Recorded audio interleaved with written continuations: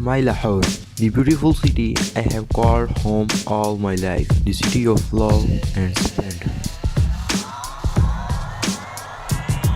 All the beautiful and ugly truths has hidden deep, the city that is, the city that was. A city of garden that no longer exists, a city that was the playground of Mughal royalty, a city of thousands, yet a city that belongs to only a handful. This video made me want to go out and explore all the things which made Lahore, Lahore. That I have never done before despite being here.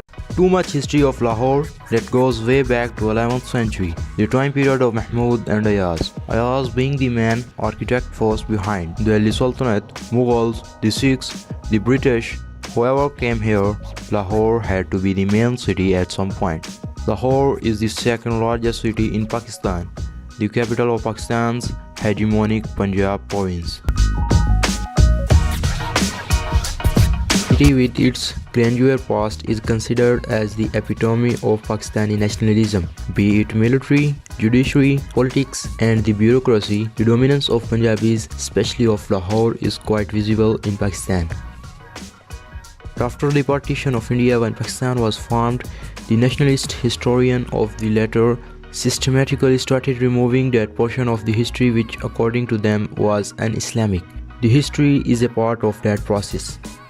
Enforcing the binary viewpoint of the history has become the law of the land in Pakistan, and to some extent this kind of distorted history is also being popularized in India too, where everything is considered in black and white terms, ignoring the most important grey area. According to mythology, the city was founded by the son of Lord Ram and Sita Vav. The city came to be known as Lavapuri, which eventually became Lahore, though Lahore became Lahore under the great Mughals. It was Akbar who transferred his capital to Lahore. But this is the only one side of the story. The Sikh Empire under the leadership of the great Maharaja Ranjit Singh selected Lahore as their capital. It was in this city where he laid to rest along with his several queens. The mausoleum of the founder of the slave dynasty or Mamluk dynasty, Qutbuddin Aibak, is also there. It was in this city where the Indian National Congress (INC) under the presidency of Jawaharlal Nehru passed the Purana Swaraj resolution in December 1929. The legendary revolutionary Bhagat Singh studied in the city of grandeur. It was in the second conspiracy case where he along with his comrades Rajguru and Sukhdev were given the capital punishment by the British. He was hanged in the Lahore Central Jail, and with that he became an optimum of revolution. Before partition, Lahore was famous for his syncretism, which with time faded like the evening sun. Though according to a famous proverb, if you haven't seen Lahore, you haven't been born. These words were true, but that time was different.